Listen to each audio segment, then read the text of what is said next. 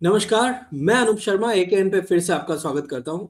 हम कोशिश कर रहे हैं बहुत ही इतने सारे अच्छे साथियों के साथ मार्गदर्शन में मुझे कुछ जानने को बहुत मिल रहा है। मेरे साथ आज राज कोहली सर हैं जो कि हमें पूरे दिन में आम आदमी पार्टी के कार्यकर्ताओं को कौन से समाचार अवश्य जानने चाहिए, इसका सॉल्यूशन हमें देंगे। मैं गुजरात से हूँ, आम आदमी पार्टी का एक छोटा सा कार्यकर्ता हूं और मैं कोशिश करूंगा कि गुजरात की सबसे बड़ी खबर हर रोज आप तक पहुंचाऊं और दिल्ली, पंजाब और ऐसी खबरें जो हमें जाननी चाहिए वो संक्षिप्त में राज कोहली सर हमें बताएंगे। तो राज कोहली सर, मैं आपका स्वागत करता हूं। मुझे आप ये बताइए कि दिल्ली की आज सबसे बेहतरीन खबर या शीला दीक्षित से लेके जो रेखा गुप्ता तक का जो सफर रहा है दिल्ली का, इसके बीच में कौन सी खबरें आज आम आदमी पार्टी के कार्यकर्ताओं को दिल्ली से जाननी चाहिए? जी sir. Thank you Anoop Sharma. आपने न्यूज़ को इतना महत्व दे रहे, वो भी आपकी न्यूज़ में। हम क्या करते हैं कि दिल्ली का समाचार देते हैं, आपको पार्टी का समाचार देते हैं, फिर हम गवर्नेंस के बारे में पंजाब का समाचार देते हैं, फिर आपने जैसा बोला न्यूज़ दैट मैटर्स, मतलब हमको जानकारी करने वाला क्या न्यूज़ है जो हमको बताया नहीं जाता है। ये सभी 3 सेक्शंस का हम बताएंगे आपको संक्षिप्त में। लेकिन आप जो बोल रहे थे गुजरात का एक बहुत इम्पोर्टेंट न्यूज़ देंगे, वो ज़रूर दीजिएगा, वो एंड में दीजिएगा। अभी मैं बोलता हूँ जी दिल्ली सर। का समाचार। जी सर, बताइए बताइए। दिल्ली में हाई कोर्ट ने कुलदीप सिंह सेंगर, जो 2017 का रेप विक्टिम था, उनको रिहा कर दिया। इसके ऊपर सौरभ भारद्वाज ने कहा था अरविंद केजरीवाल जी का जो बेल है वो ग्रांट किया गया है।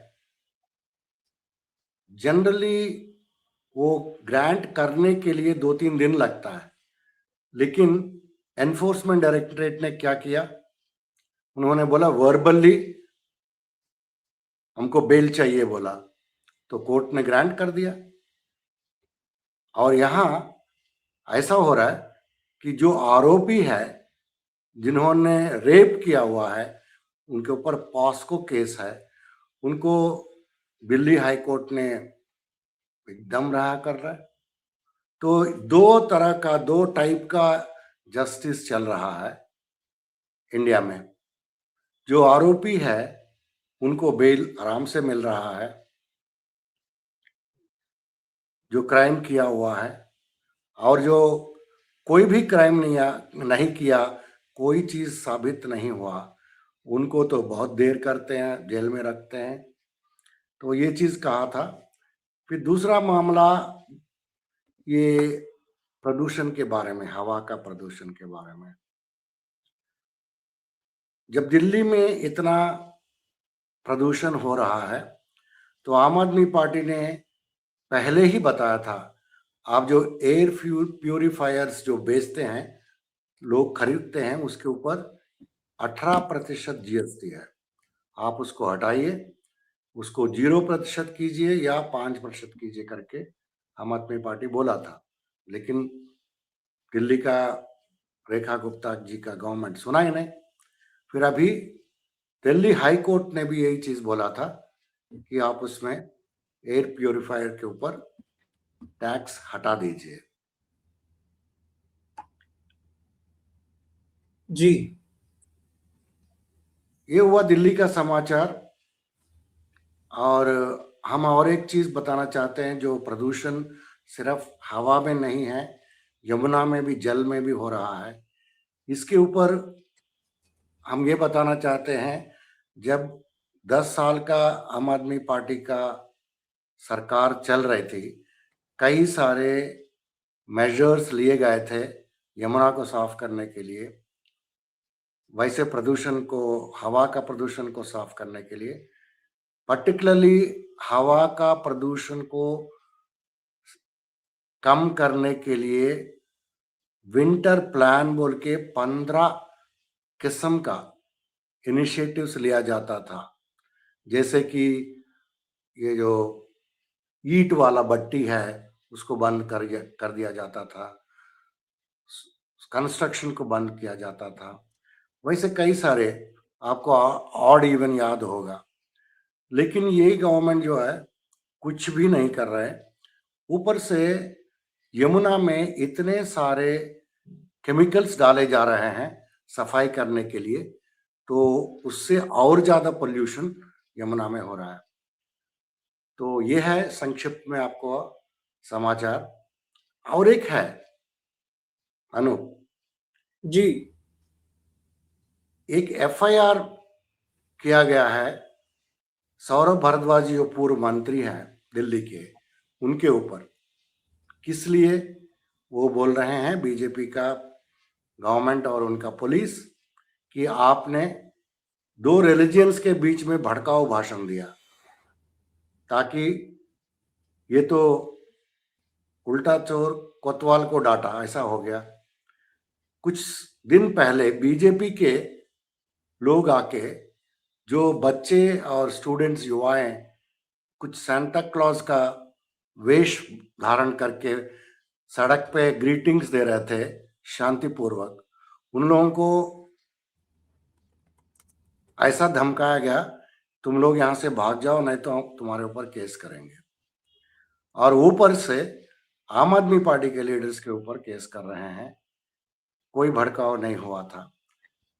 ये है दिल्ली का समाचार। जी, पंजाब के भी सर बता दीजिए साथ साथ। पंजाब का तो हमेशा रंगला पंजाब वाली कई सारे इंटरेस्टिंग समाचार रहता है हमेशा। अभी पंजाब में कितने सारे क्रांति हो रहे हैं। शिक्षा क्रांति आप सुना होगा, इतने सारे स्कूल्स बनाए गए हैं, बन रहा है कुछ। और वहाँ बच्चों को, गवर्नमेंट स्कूल को बच्चों को जो पढ़ाते हैं शिक्षक और प्रिंसिपल्स, उन लोगों को फिनलैंड और सिंगापुर और आईआईएम लखनऊ वैसी जगह में ट्रेनिंग के लिए भेजा जा रहा है। और बच्चों को गवर्नमेंट स्कूल में बसों से लाया जा रहा है 30 किलोमीटर का रेडियस से। ऐसा कई सारे कदम उठाया इंफ्रास्ट्रक्चर और टीचर्स का ट्रेनिंग के ऊपर। वो हो गया। अभी स्वास्थ्य वाला क्रांति हुआ है। स्वास्थ्य वाला क्रांति में इतने सारे मोहल्ला क्लिनिक खुल गए हैं, तो आप पैदल चल के आप कोई भी घर से मोहल्ला क्लिनिक पहुंच सकते हैं। और बड़े बड़े हॉस्पिटल्स बन रहे हैं। इसमें बहुत मॉडर्न इक्विपमेंट लाया जा रहा है, जैसा रोबोटिक सर्जरी जैसा चीज लाया जा रहा है। वो हो गया। फिर आपका बिजली का क्रांति हो गया। तकरीबन 90% जो हाउस होल्ड्स हैं, घर हैं पंजाब में, उनको फ्री इलेक्ट्रिसिटी मिलता है। फिर आपका किसानों का क्रांति हो गया, जहां दिन का टाइम में इलेक्ट्रिसिटी मिलता है। पहले रात को मिलता था, अभी अच्छा क्वालिटी का बिजली मिलता है और फ्री बिजली किसानों को दिया जाता है। इसके बाद ये सभी हो रहा है, लेकिन इसके बाद वहां एक रोड क्रांति हो रहा है। रोड क्रांति का मतलब हजारों किलोमीटर का लिंक रोड बनाया जा रहा है। वो गांव गांव में रोड जा रहा है। ये रोड बनने से क्या हो रहा है कि वहां का बहुत बिजनेस बढ़ रहा है। कोई भी आप किसान अपना फसल लेके आ सकता है, लेके आ सकता है, मार्केट मंडी में बाजार में बेच सकता है। और बिजनेसमैन अपना गुड्स को लेके दूसरी जगह पहुंचा सकते हैं और मंगवा सकते हैं। इससे एकेडमिक जो प्रोग्रेस बहुत अच्छा हो जाएगा। तो यह है रोड क्रांति के बारे में। और इसके बाद एक स्पोर्ट्स का डेवलप करने के लिए बहुत बड़ा स्तर से वहाँ स्टेडियम्स बन रहे हैं। 3100 प्लेग्राउंड्स बन रहे हैं। ऑलमोस्ट एक एक पिंड में बन रहा है। ये स्पोर्ट्स स्टेडियम में कई सारे फैसिलिटीज दिया गया है, हॉकी खेल सकते हैं, क्रिकेट खेल सकते हैं, वगैरह वगैरह। ये सभी चीज 3100 स्पोर्ट्स स्टेडियम 6 महीने के अंदर बन जाएगा। इसके अलावा 3000 अल्ट्रा मॉडर्न जिम बनाया जा रहा है। इसमें एकदम सभी इक्विपमेंट, मॉडर्न इक्विपमेंट रहेंगे। तो पंजाब का युवा जो है अच्छे से खेल सकते हैं वहाँ, और प्लेग्राउंड्स में खेल सकते हैं, अपना प्रिपरेशन करके बड़े बड़े खेलों में, ओलंपिक्स, एशियन गेम्स वगैरह में जा सकते हैं। इसके अलावा अनूप और एक चीज हो रहा है, 17,000 स्पोर्ट्स किट बनाया जा रहा है, दिया जा रहा है। ये फ्री में।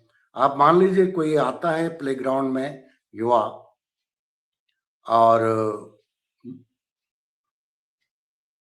खेलना है उनको, हॉकी खेलना है, फुटबॉल खेलना है, तो उनके लिए स्पोर्ट्स किट का भी जरूरत पड़ते हैं। वो भी पंजाब का सरकार फ्री में 17,000 किट्स जो है बांट रहे हैं। पहले पंजाब को बोलते थे उड़ता पंजाब, लेकिन अभी ऐसे रंगला पंजाब बन गया है। आप वहां का लाइब्रेरी जाके देखेंगे जो नया बना है, आपको लगेगा कि एक 7 स्टार होटल है। 7 स्टार होटल का लॉबी है, तो उसमें किताब है, एसी फैसिलिटीज है, और आपको वहां से स्कैनिंग करके लेके जाने के लिए, और वाईफाई है, हाई स्पीड वाईफाई, सब फैसिलिटीज दिया गया है। वैसे वाले कई सारे लाइब्रेरीज खुल गए हैं। और क्या बताऊं, और कुछ जानना चाहते हैं आप? और कोई पंजाब न्यूज़ का ऐसी जो और कोई न्यूज़ जो मैटर करती है? जो चीज आप बोल रहे हैं कि जो मैटर करते हैं, मतलब न्यूज दैट मैटर्स, हम्म।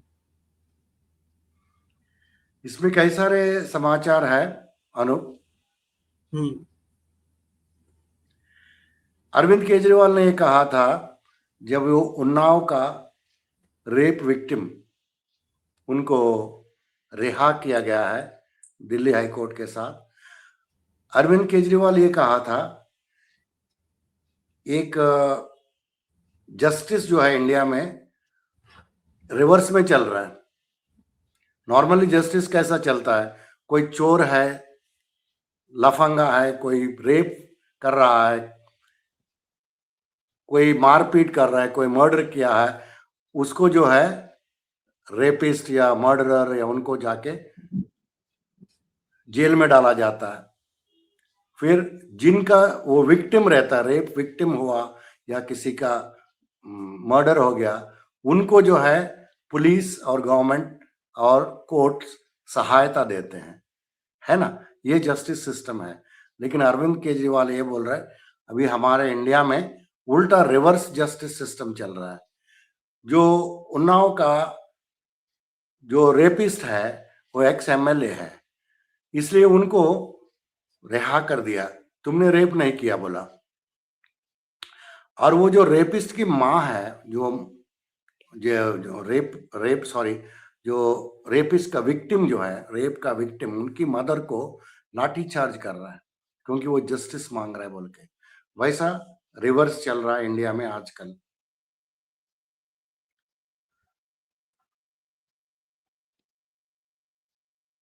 और एक बहुत बड़ा रैकेट हुआ था। ये क्या है, इंपोर्टेड गुड्स को इंडिया में लाके, चॉकलेट्स हुआ, कुछ बेबी केयर आइटम्स हुआ, सॉसेस हुआ खाने वाला, और कुछ पीने वाला बेवरेजेस, कोल्ड ड्रिंक्स वगैरह, वो एक आदमी ने इंपोर्ट करके बेचा। इसमें क्या समाचार है, लेकिन उन्होंने क्या करप्शन किया, उन्होंने इंपोर्ट किया जो गुड्स जो है एक्सपायर होने को है या एक्सपायर हो चुके हैं, वैसा उन्होंने 4.3 करोड़ का एक्सपायर किया हुआ गुड्स लाके रीपैकिंग करके इंडिया में बेच रहा है। अभी वो पकड़ा गया।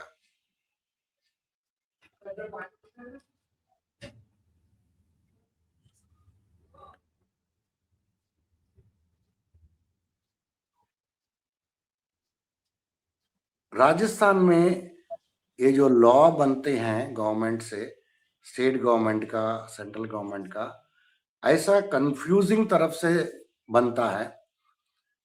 ये देखिएगा, राजस्थान में कुछ बेवरेज कंपनी है। बेवरेज कंपनी का मतलब कूल ड्रिंक बनाने वाला कंपनी।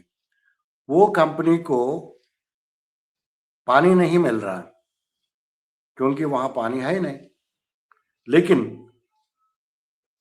वैसा कूल ड्रिंक बनाने वाले कंपनी को पानी का सप्लाई बराबर होना चाहिए बोल के हुक्म है। लेकिन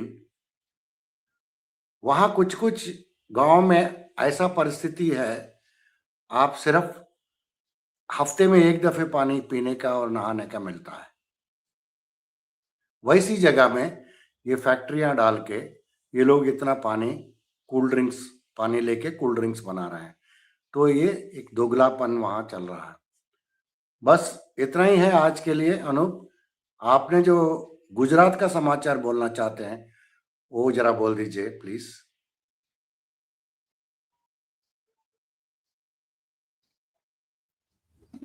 राज सर, बहुत बहुत शुक्रिया आपका। जो मैं आपको बता रहा था कि आज गुजरात में भी एक ऐसी घटना घटी है जिसको हम सबको समझना चाहिए, जानना चाहिए।